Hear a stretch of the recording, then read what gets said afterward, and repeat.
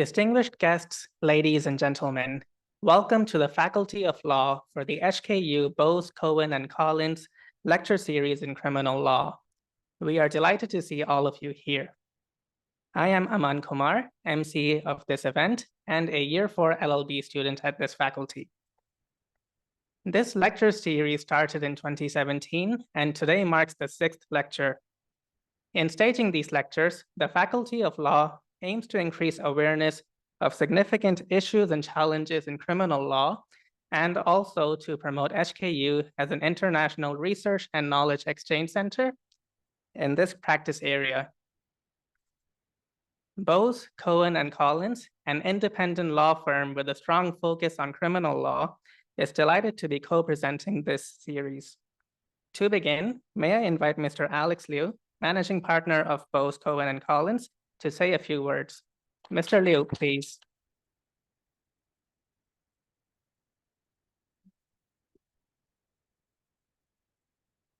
Thank you, Aman.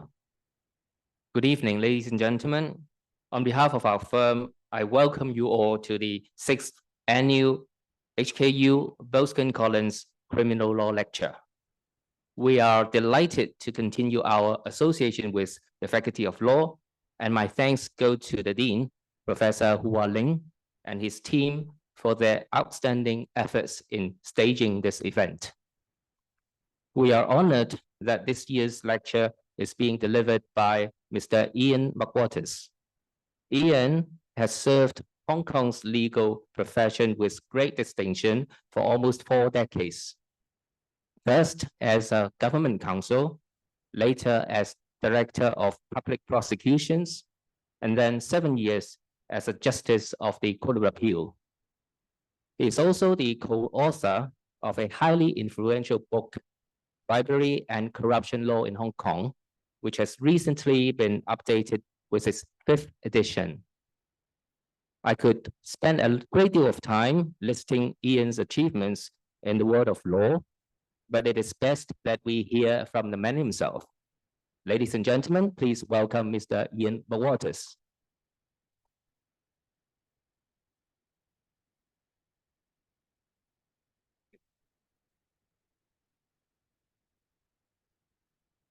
Thank you, Alex, and let me commence by recording my appreciation for being invited by Colin Cohen and the University of Hong Kong to deliver this year's prestigious Boase, Cohen and Collins Criminal Law Lecture.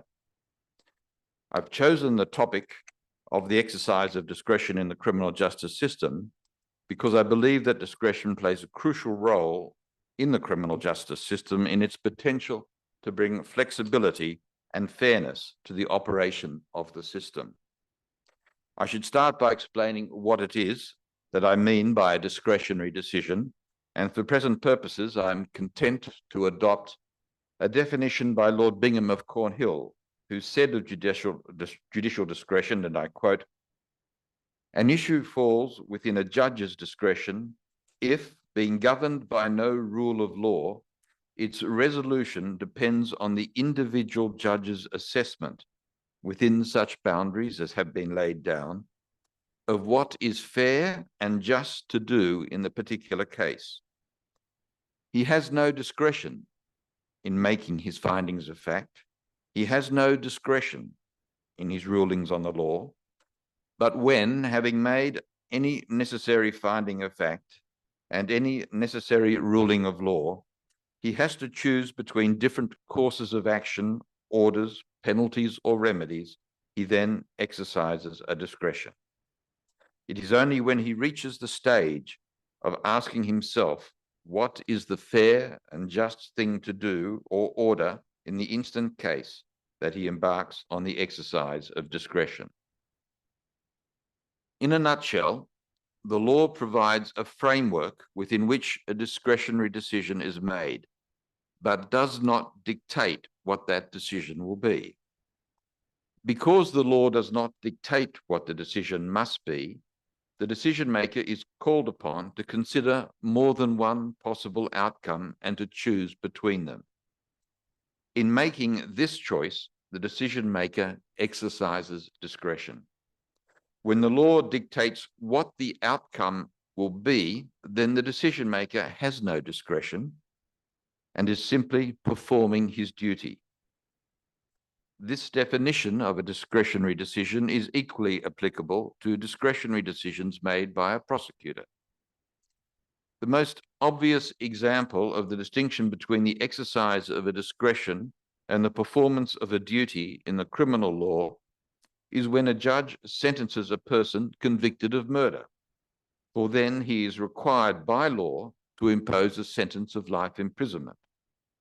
This can be contrasted to the position when he is called upon to sentence a person who has been convicted of an offence which carries a maximum penalty, for then he has a discretion both as to the type of sentence he should impose and, if imprisonment is appropriate, the length of that sentence.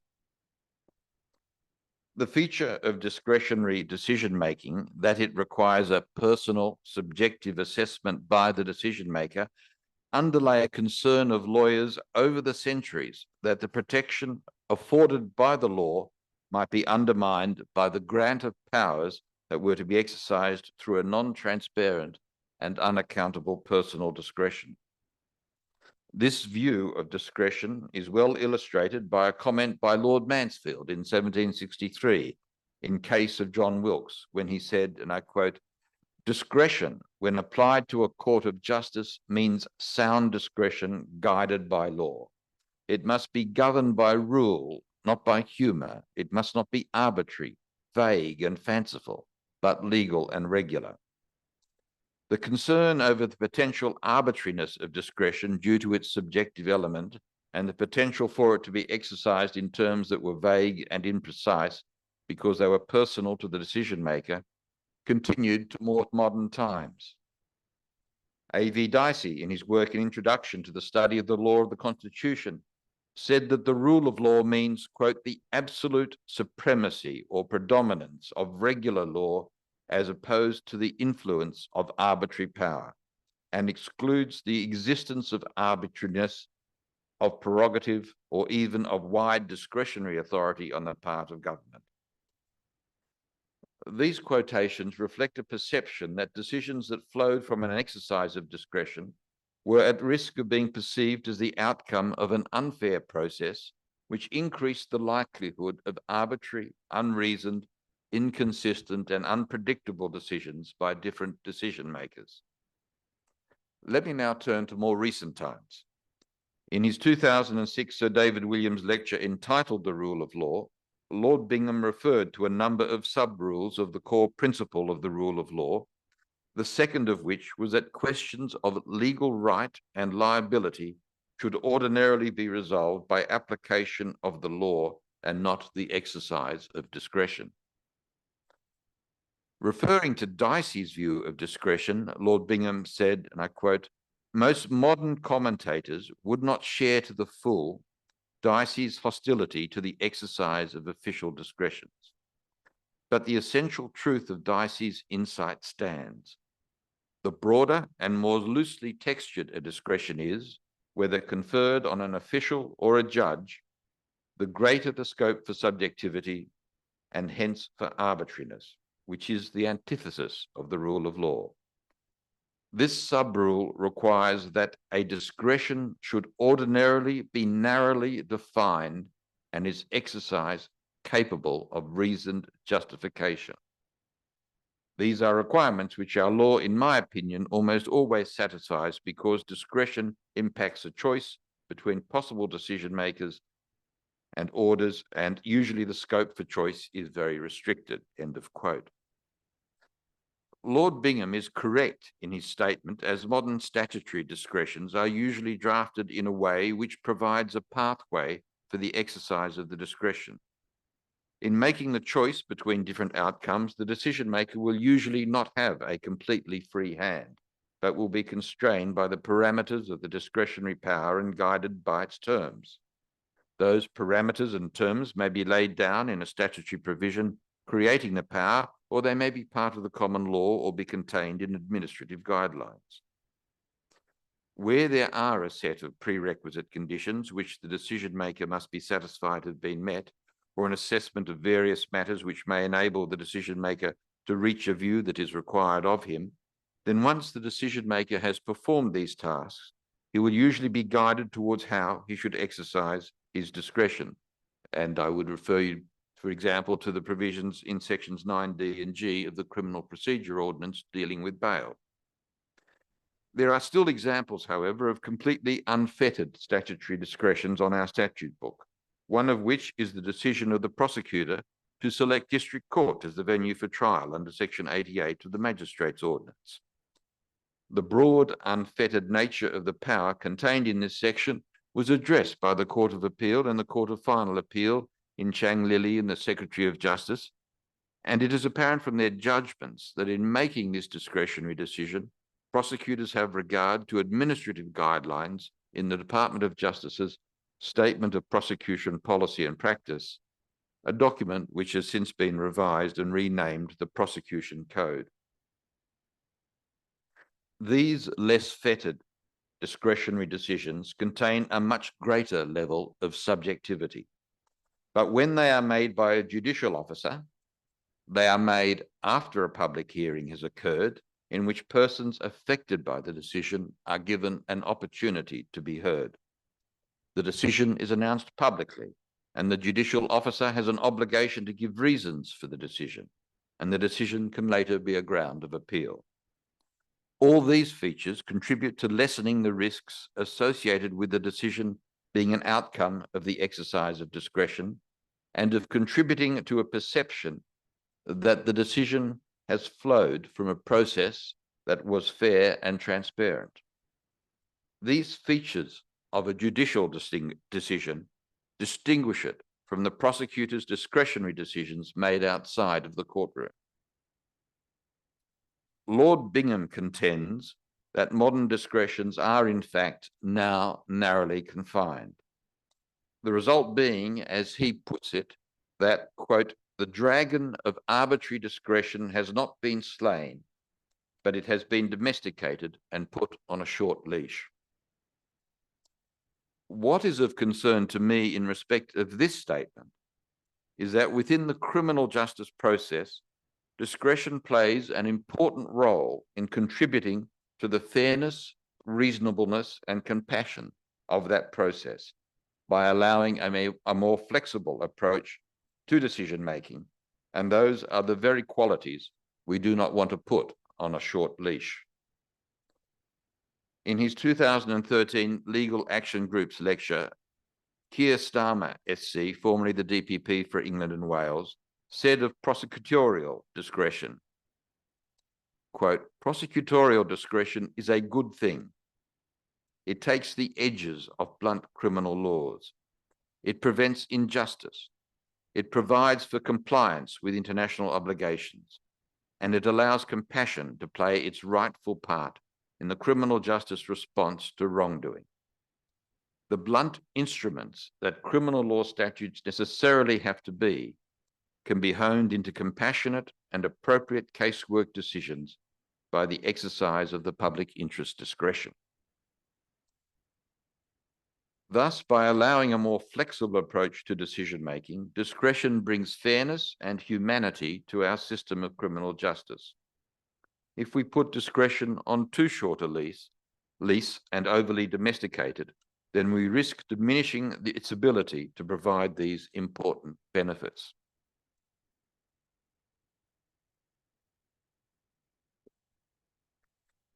Before discussing some examples of discretionary decision-making, it's important to bear in mind some of the important elements of the criminal justice system which provide a context in which such decisions are made.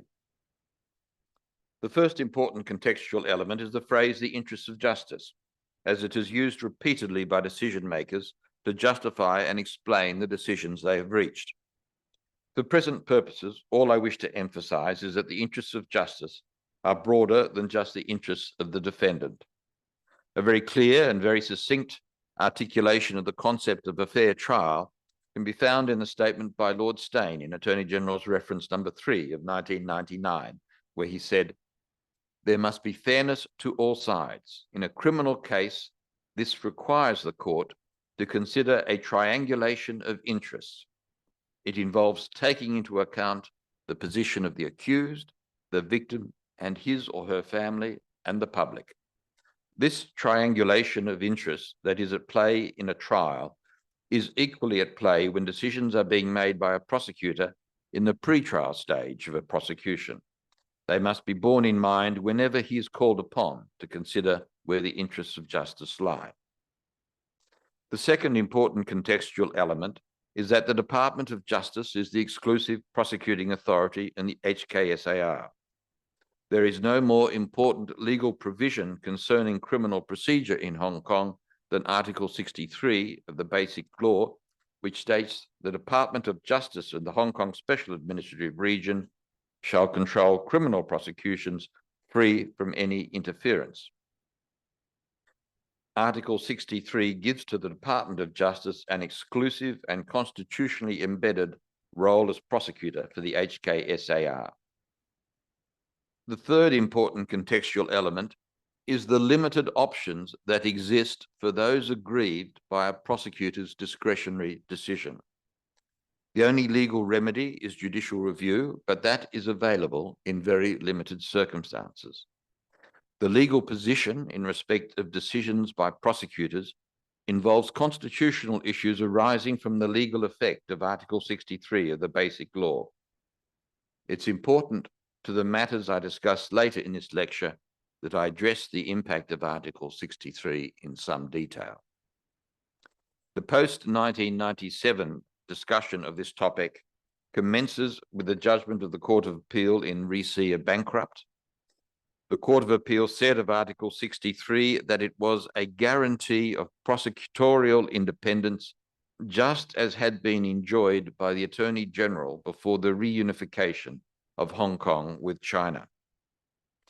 It explained that it was the principles relating to the independence of the Attorney General in his prosecution role to which the word control in Article 63 is directed.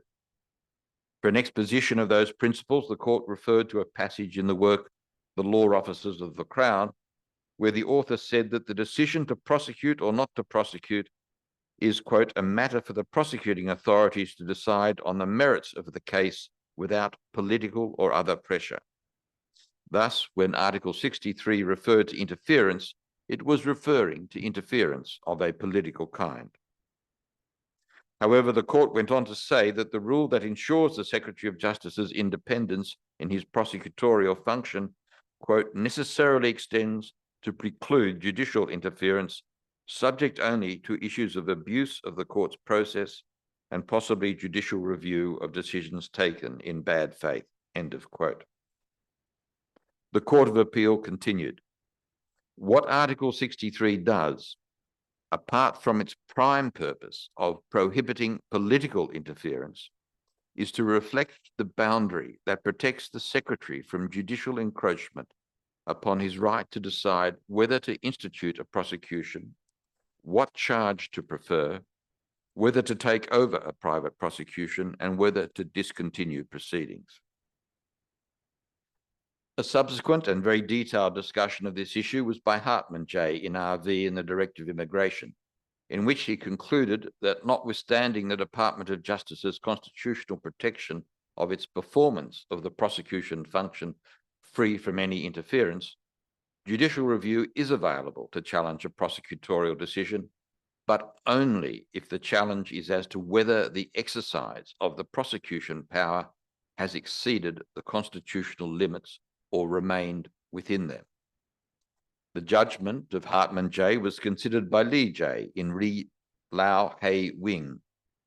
Lee J. discussed the impact that Article 63 had on the application before him, which was an application for judicial review of the prosecution decision to elect district court as the venue for trial. In the course of so doing, he quoted with approval the comments of Hartman J. in the RV case and summarized the limits of judicial review of prosecutorial decisions by saying, and I quote again, I accept that Article 63 is not absolute. The SJ must act within the constitutional power. He must not act on political instruction, in bad faith, or fettered by a rigid policy. For the purpose of my later comments, I would ask you to note in particular Lee J's prohibition on the SJ fettering his decision-making by applying to it a rigid policy. Let me now turn to some of the discretionary decisions that are routinely made in the criminal justice process. The focus of my discussion will be on decisions made by prosecutors in the pre-trial stage of a prosecution and by judicial officers in the trial stage. Discretionary decisions arise in the very first step of the pre-trial stage when the prosecutor has to decide whether a prosecution is warranted. This decision is not made solely on the basis of the sufficiency of the evidence, for even if the evidence satisfies the initial test of providing a reasonable prospect of conviction, the prosecutor must proceed to consider whether a prosecution is in the public interest. All of this is set out in the Department of Justice's prosecution code. If the prosecutor decides that a prosecution should take place, then his next decision is what charges the defendant should face. There may be more than one charge to consider.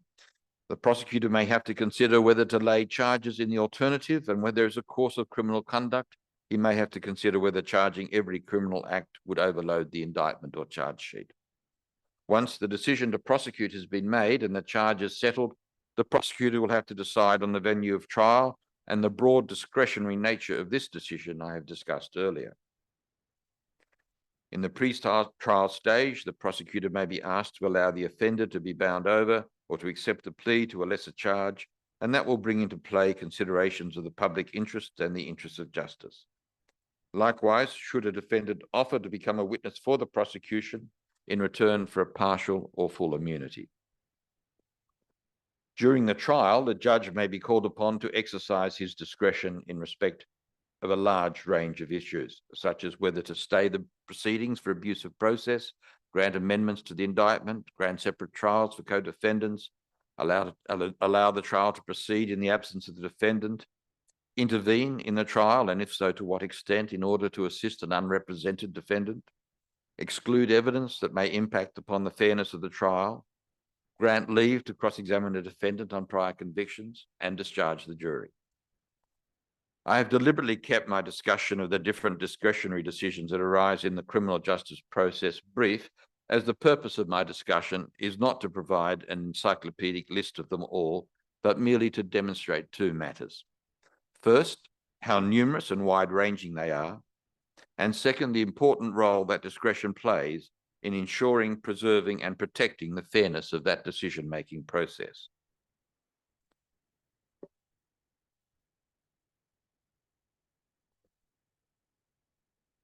I would now like to turn to a number of issues in respect of discretionary decision-making on which I wish to make some observations. The first involves a refusal to exercise discretion. The second, a disinclination to explain the exercise of discretion. And the third, the imposition of constraints on the exercise of discretion. The first is the cautioning of adult offenders, which I characterize as a refusal to exercise discretion. This is a method of alternative disposition of a suspect against whom there would otherwise be sufficient evidence to charge with the commission of a criminal offence. The police superintendent's discretion scheme has its origins in a decision by the Attorney General in 1993 to authorize police officers of superintendent rank and above to caution a juvenile offender rather than prosecute him. The discretion is not completely unfettered, as it must be exercised subject to certain conditions and in accordance with guidelines provided by the Attorney General, now, of course, the Secretary of Justice. The scheme has no statute underlying it. It is an incident of the legal authority of the Department of Justice to decide not to prosecute an individual against whom there is otherwise sufficient evidence to lay a charge. Cautioning as an alternative to prosecution in the courts has not been extended generally to adults, but is available to all persons in respect of offences contrary to Section 3 of the Prevention of Bribery Ordinance. From this, it is clear that the Department of Justice accepts that it possesses the power to caution and that this power is also or can also be a suitable alternative to prosecution for adults. Why then does the department not make it available to adults for all offences? The only information that I've been able to find to answer this question comes from 2 articles written for the South China Morning Post by Mr. Grenville Cross, SC, Hong Kong's longest-serving Director of Public Prosecutions.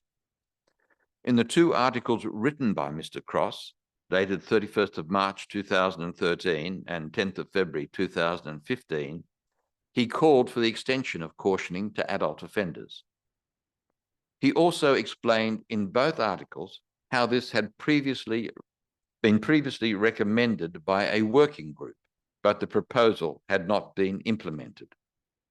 In his 2013 article, he said, and I quote, "Although some years ago, a working group chaired by an enlightened prosecutor, John Redding, SC, recommended the wider use of the scheme for offenders beyond 17 years.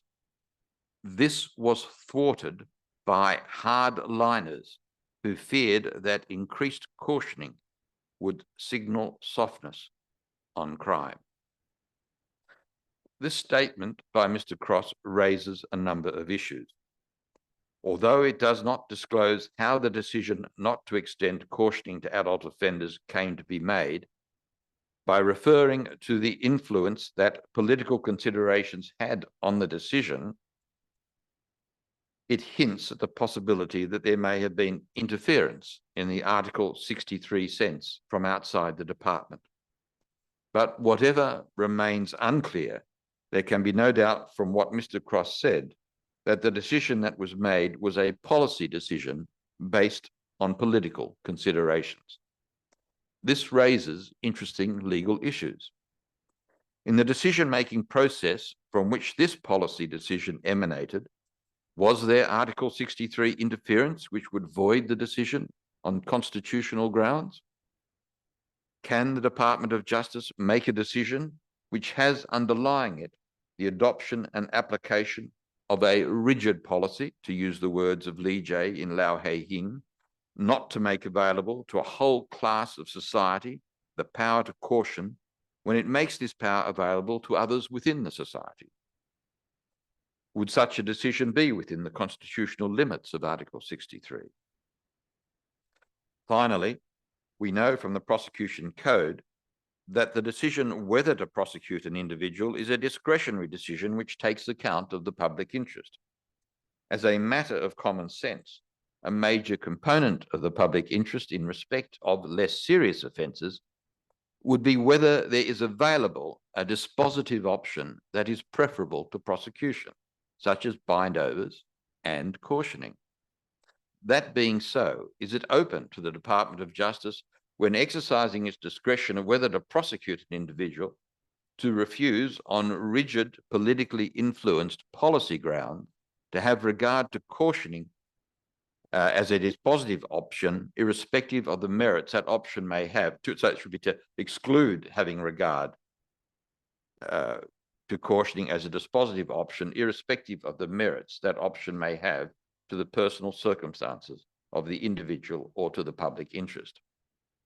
These are issues which I hope one day can be resolved. Meanwhile, I join with Mr. Cross and urge the Secretary for Justice to extend cautioning to adults for any offence of a less serious nature.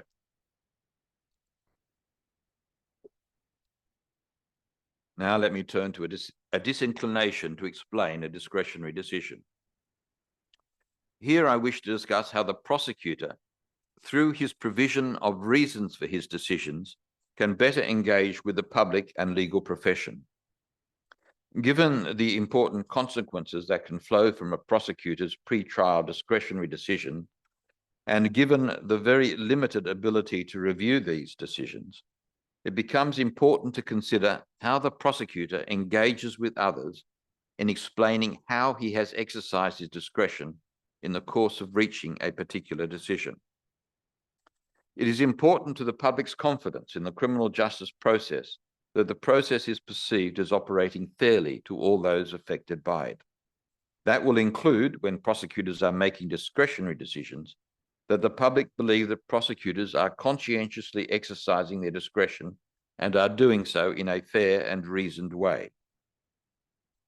A common complaint that I hear from legal practitioners is that when making discretionary decisions on matters that affect their clients, such as offers of plea bargains or requests for a bind-over, the response of the prosecutor is often no more than a bland and general reference to having had regard to the provisions of the prosecution code. Before considering the adequacy of this response, it is necessary to remind ourselves of some of the contextual elements in which the prosecutor's decision is being made. The first is that the prosecutor is to conduct himself as a minister of justice. That the prosecutor should act as a minister of justice is not a requirement that is laid down in the basic law or in an ordinance regulating criminal procedure. It is a requirement of the inherited English common law, which is now embodied in the prosecution code. The introduction to the code says that it is, quote, a set of statements and instructions to guide prosecutors in conducting prosecutions.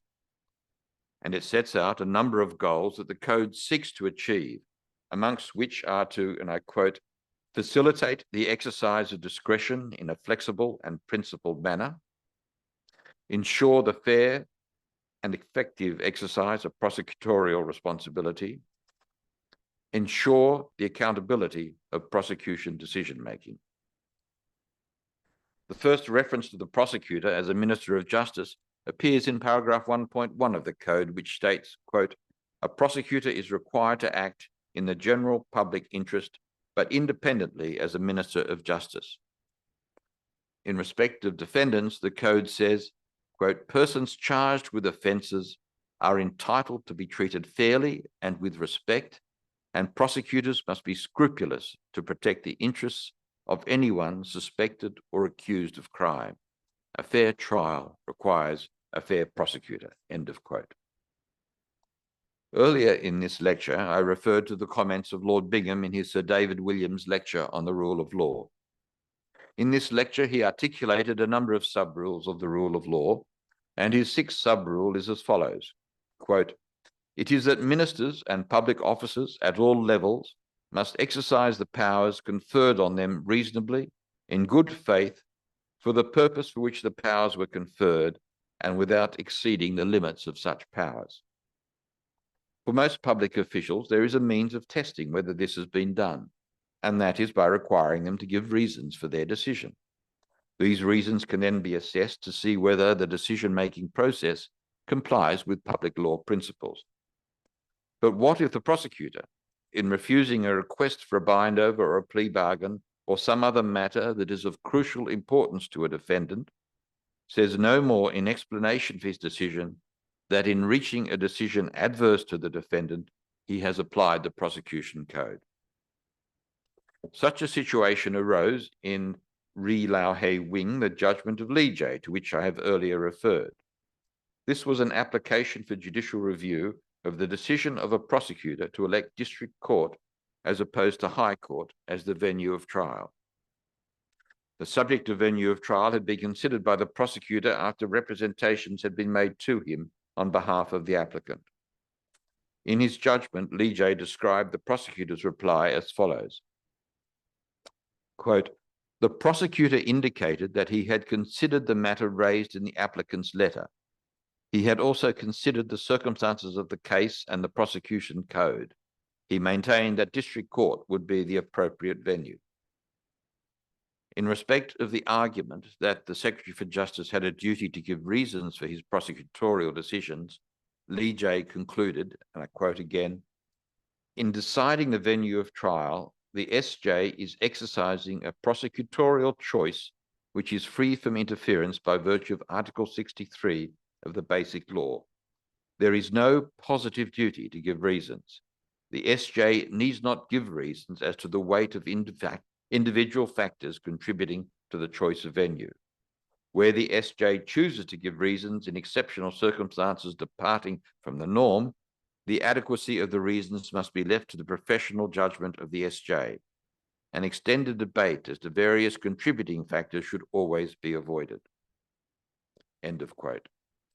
We already know the very high hurdle that must be overcome to challenge a prosecutorial decision by judicial review. If the prosecutor cannot be required to give reasons for his decision, then the hurdle is raised even higher. However, I make this observation as neither a complaint nor a criticism of Lee Jay's judgment. I simply refer to it as an important part of the context for my later observations. Recognizing the legal position that the prosecutor enjoys, I am not concerned with what the prosecutor must do, but rather with what the prosecutor should do.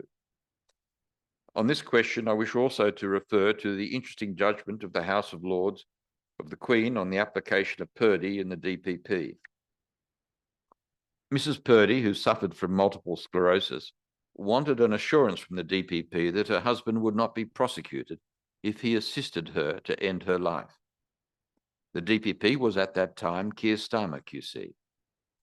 He responded to this request of Mrs. Purdy by referring her to the Code for Crown Prosecutors, which had been published in compliance with a statutory requirement in the 1985 Prosecution of Offences Act. He told Mrs. Purdy that the code, which set out the public interest factors for and against prosecution that were generally applied to decisions to prosecute, provided her with sufficient information about the factors likely to be relevant to the DPP's decision.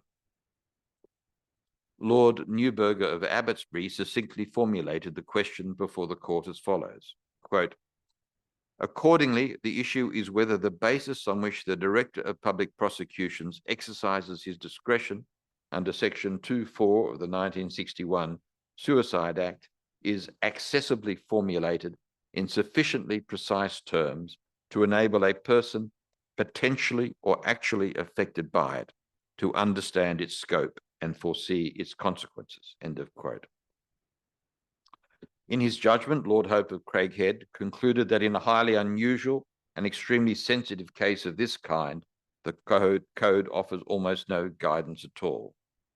The appeal was allowed and an order was made requiring the director to promulgate an offence-specific policy identifying the facts and circumstances which he will take into account in deciding in a case such as that which Mrs. Purdy's case exemplifies, whether or not to consent to a prosecution under Section 2(1) of the 1961 Act. The legal context for prosecutorial decisions is, of course, different in the United Kingdom from that in Hong Kong, and so there are only two benefits that I seek to obtain from the Purdy decision. The first is really a matter of common sense, and that is that any document that is created to provide general and all-encompassing guidance for decision makers may not always adequately explain how a particular decision has been made. The second is that given the unique nature of the prosecutor's duties and the unique ethical code under which he performs these duties, if a reference to the prosecution code does not adequately explain how a particular discretionary decision has been made, then the prosecutor should, not must, provide the defendant with a more specific explanation that will sufficiently explain how the discretion has been exercised. The legal difficulties faced in challenging a prosecutor's decision do not diminish the need for such reasons or the benefit that they provide in reinforcing and sustaining the public's confidence that the prosecutor has properly exercised his discretion. Indeed, the limited legal remedies for challenging prosecutorial discretionary decisions are all the more reasons why the prosecutor should ensure that discretionary decisions that have an adverse impact on the interests of the defendant are explained to him in a way which clearly sets out the reasoning behind the decision. I should emphasize that what I am suggesting does not apply to every decision the prosecutor makes, but only those decisions that have a major impact on the defendant and for which a simple reference by the prosecutor to having applied the prosecution code or having had regard to the interests of justice may not be a sufficient explanation for how the prosecutor, in exercising his discretion, has reached the decision. The reason why I say that the prosecutor should do so is because it is simply the fair thing to do. In fact, he is really doing no more than showing to the defendants the fairness which the code on numerous occasions says should be shown to him in accordance with his role as a Minister of Justice.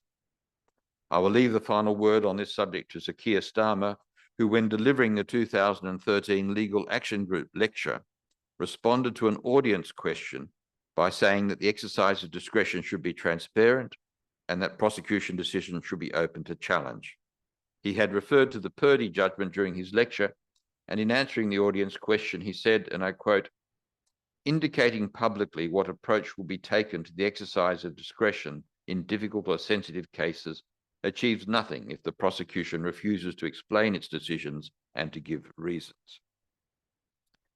The final matter on which I wish to make some observations is the Court of Appeal sentencing guidelines for drug trafficking offences. We start by recognising that the sentencing of an offender has been the area of the criminal justice system where discretion has traditionally been exercised in a broad and unfettered way. McRae VP said of it in Secretary for Justice versus Pastana, Cavallo, Andreza Narrowly, sentencing is the most complete and all-embracing example of the exercise of judicial discretion, end of quote. But the broad and unfettered exercise of discretion brought with it inconsistencies in the sentences imposed on different offenders for the same crime, and this in turn led to perceptions of arbitrariness and inequality in the sentencing of offenders. Ultimately, in order to overcome these perceptions and to achieve a degree of consistency in the sentences imposed by trial courts, the Court of Appeal commenced issuing guidelines that trial courts could employ. This practice was endorsed by the Court of Final Appeal. In Secretary for Justice and Wong Chi-Fung and others, the Court of Final Appeal made it clear that it is not a sentencing court, and the Court of Appeal is, quote, "the appropriate court to determine if there is a need for appellate guidance as to the levels of sentence for a particular offence, and if so, to set those levels of sentence."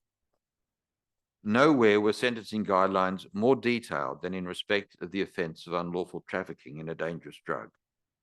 This issue was first addressed by Robert C.J. in 1979 in Chan Chi Ming and the Queen, where in laying down drug trafficking guidelines, he explained why such guidelines were needed and how they should operate.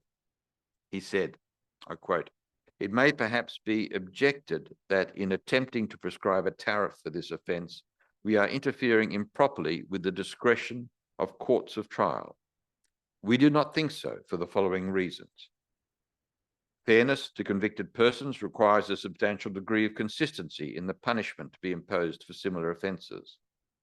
While there can never be perfect consistency, since the facts of each case and the record, character, and circumstances of convicted persons differ, justice requires that there should not be wide variations in punishment because of individual views of judges or magistrates. The tariff is intended for the guidance of courts to be generally applied. It is not intended to prevent them from imposing greater or lesser punishments in the special circumstances of any case. Thus, from the very earliest days, the underlying rationale for appellate guidance on sentencing has been to achieve greater consistency in the length of sentences imposed by different judges for the same offence. No one can argue with the benefit that consistency brings to the fairness of the sentencing process.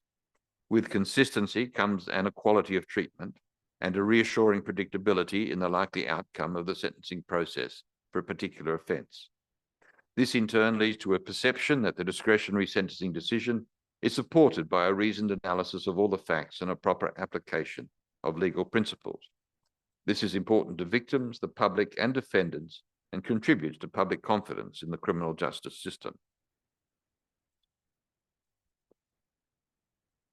However, in the sentencing of offenders, there will inevitably be occasions when there will be tension between the goal of imposing an individualized sentence on an offender and the goal of achieving consistency in sentencing.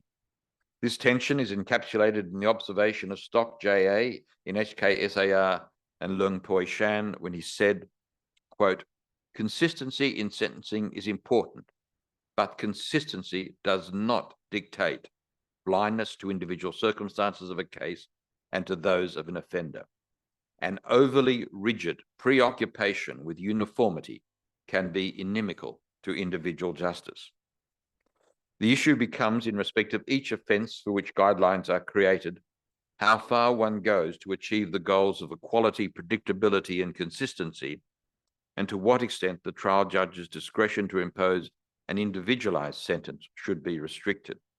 Achieving the right balance for a particular sentencing guideline is always going to be the challenge faced by the Court of Appeal. Over time, the drug trafficking guidelines have evolved, but even in their most recent iteration, a discretionary element remains. This is apparent from the comments of McRae VP in HKSAR and Harry Jane Yusuf when he said, again I quote, "It should be remembered that sentencing guidelines are exactly that. They are lines to guide a judge in sentencing. They are not fixed, compulsory, or arbitrary straitjackets, nor should they be slavishly applied. However, one of the legitimate objectives of having guidelines is to reduce the incidence of unnecessary and inappropriate inconsistency. The administration of criminal justice should be systematically fair, and that involves, amongst other things, reasonable consistency. In our judgment, the goal of sentencing guidelines must be to achieve reasonable consistency in general and justice in a specific individual case.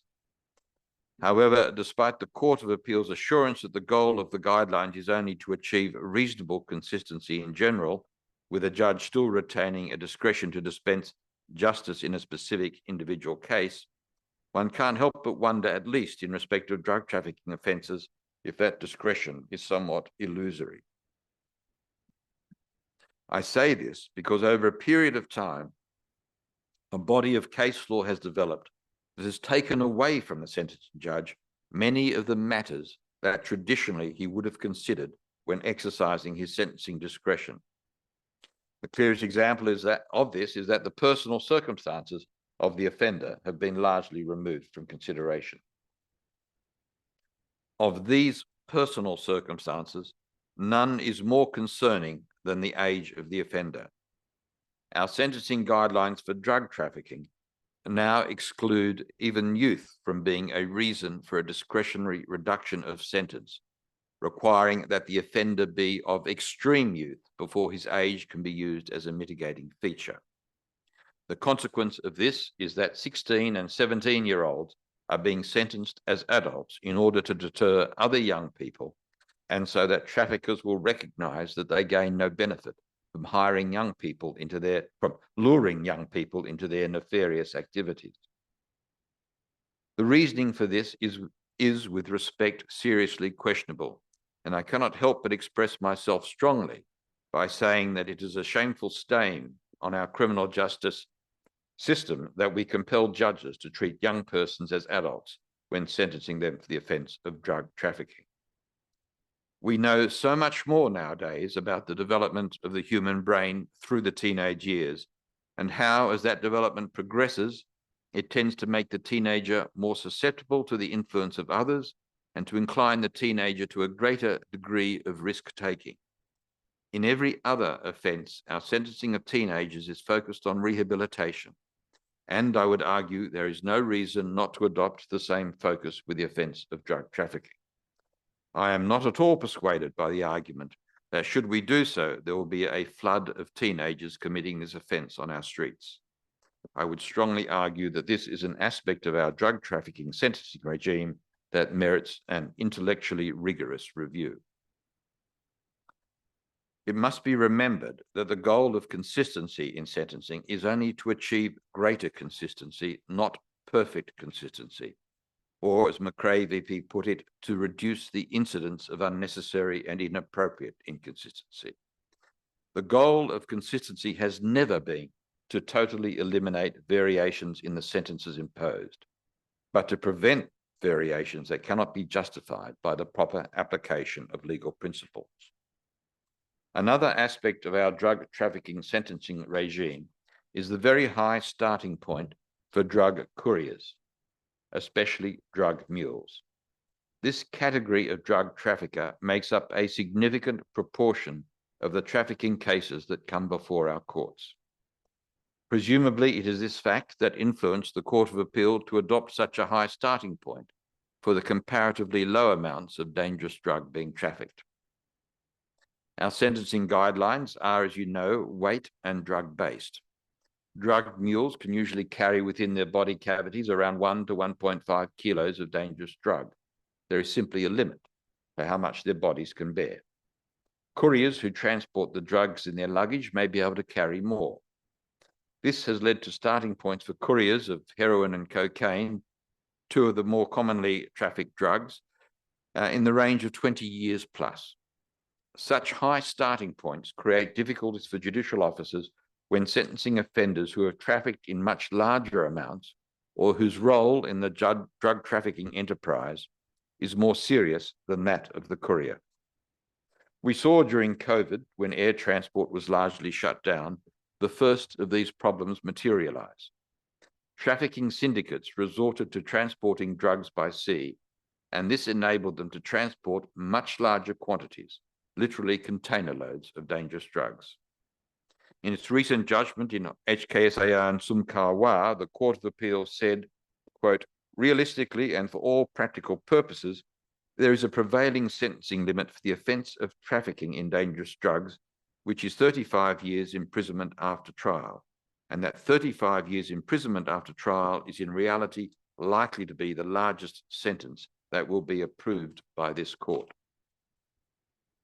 So a carrier of 1 to 1.5 kilos of cocaine will have a starting point of 20 to 23 plus years, but a person involved in trafficking up to 100 times more will have a starting point of no more than 30 to 35 years.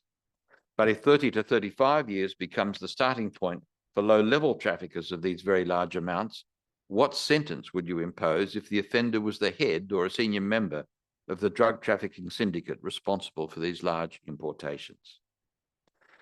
For answering this question, it has to be borne in mind that sentences of life imprisonment that are commuted to a definite term after a recommendation of the Long-Term Prison Sentences Review Board are commonly around the 30 years plus and sometimes less. The Court of Appeal has ventilated its concern at this issue on a number of occasions, but has not yet definitively addressed the issue. A practical answer to this problem is the simple one of reducing the starting point for mules and couriers to a much lower length of imprisonment for the amounts they transport. This is an option which would require a significant amendment to the sentencing guideline, but the Court of Appeal has said in HKSAR and Li Ming Ho that, quote, there is nothing inherently wrong in revisiting and revitalizing a sentencing approach to particular offences, end of quote. Those are the only observations that I wish to make on this issue, and it brings my lecture to an end. Thank you for being so attentive.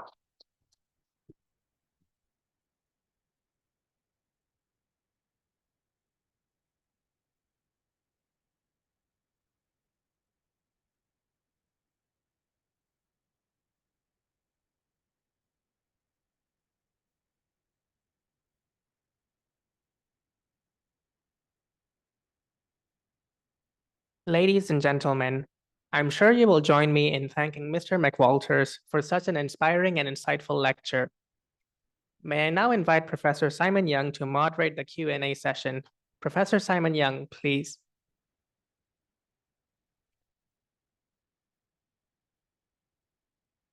In tonight's lecture, you have referred to many illustrious jurists and other authors. You've quoted from them. You could also have quoted from one Justice McWalters, because in 2016 judgment, bail pending appeal judgment concerning someone who had been convicted of manslaughter, Justice McWalters wrote, the power to grant bail pending appeal is found in section 83R of the CPO. Although the power is not fettered, it must be exercised judicially, and the court shall only grant bail when it is just to do so. And I think that's a nice way of capturing what you have been talking about this evening. So thank you very much for your lecture. Mr. McWalters has very kindly agreed to take some questions. In view of the time before our reception, I shall have to exercise my discretion to see, well, we'll take as many questions as we can. Who would like to begin? Adrian Hawkes, I'm a barrister. My question for you relates to departmental involvement in the Department of Justice's decision-making process. Very often prosecutions are embarked upon by government departments and only end up at the DOJ later. To what extent do you think the department's view or opinion on pursuing a prosecution should be relevant to the DOJ's decision? I think the DOJ always has to have regard to the reasons that are being expressed by the department. They don't bind the DOJ, though. The DOJ will listen to what the department has to say because the department may be able to articulate particular public interest ground, the public interest grounds that are relevant to the particular area that they're regulating, because these kinds of prosecutions that you're talking about are the sort of cases where the Department of Justice prosecutors may not be as au fait with the intricacies of the area being regulated. And there may be particular public interest grounds which the prosecutor needs to know about in order to assess whether a prosecution is justified. That's on the assumption that the offence is made out and there's already sufficient evidence. Yes, this gentleman back there.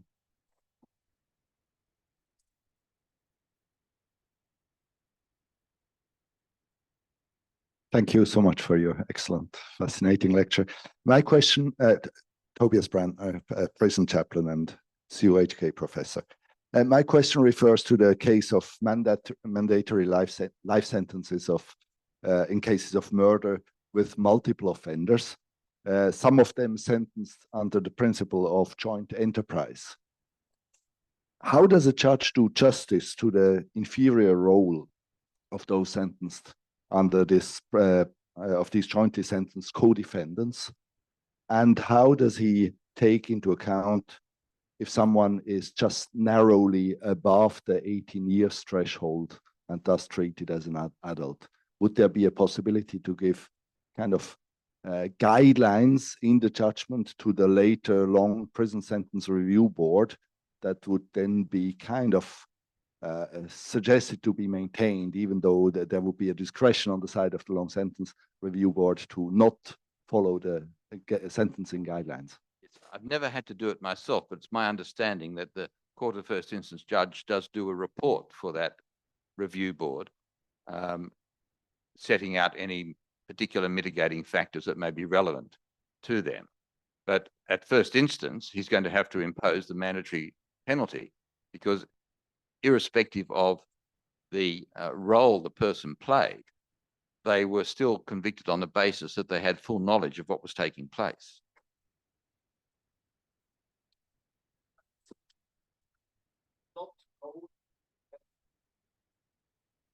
I don't know. No reason why the contents of the letter may not be.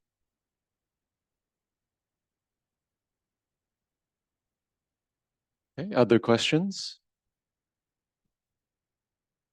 Yes, this gentleman here, Randy. Randy Shack, a barrister. A question about sentencing youths for drug trafficking. In the cases that I've seen, I've dealt with quite a number of them, and very often, even when the defendant is at a young age, the court would only consider a prison sentence. Now, in order to bring about some change that you mentioned, we will need a judicial officer who is willing to depart from the usual, almost automatic sentence of imprisonment. And once that is achieved, then we will have to expect a prosecution application for a review of sentence, so that the Court of Appeal will get to consider whether there should be a different approach to that. But it seems that it is rather unlikely to have a sentencing judge willing to pass a sentence that would trigger this issue to be further considered by the Court of Appeal. So what, in your view, would be a possible way to bring about this kind of change, in terms of approach? I don't understand why you say it has to be triggered by a sympathetic Court of First Instance judge. Any judge that imposes a standard sentence of imprisonment on a youth, if you've got good grounds for it, you can take it to the Court of Appeal on the basis that it's manifestly excessive.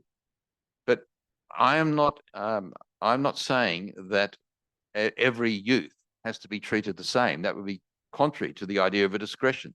There may be some youths that deserve to be treated as adults.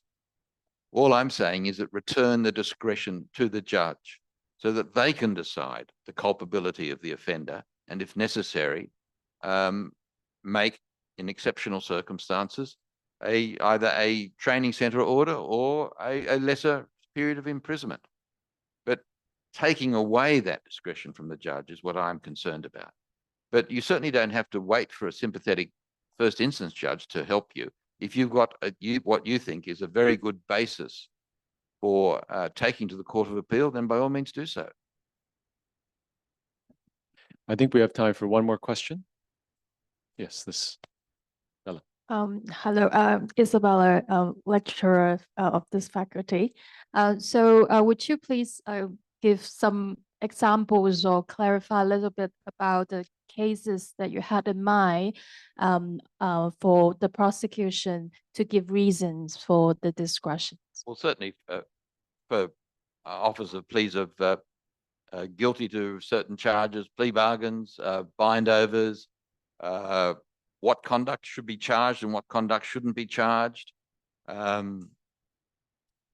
overloading the indictment where too many charges, where a defendant alleges too many charges in the indictment or certain charges shouldn't proceed, where a prosecutor may be relying upon similar fact evidence and bringing in offences which shouldn't be on the indictment.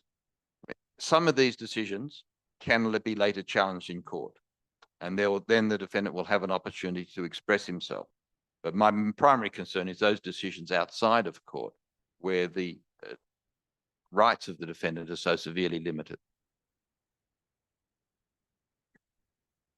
Okay, so I'm going to wrap up the Q&A, and it's come time for me to give the vote of thanks. I want to first thank our partner, Bose Cohen Collins, and all the wonderful colleagues there, Colin Cohen, Alex, Niall. Thank you so much for many years of cooperation and hopefully many years in the future as well.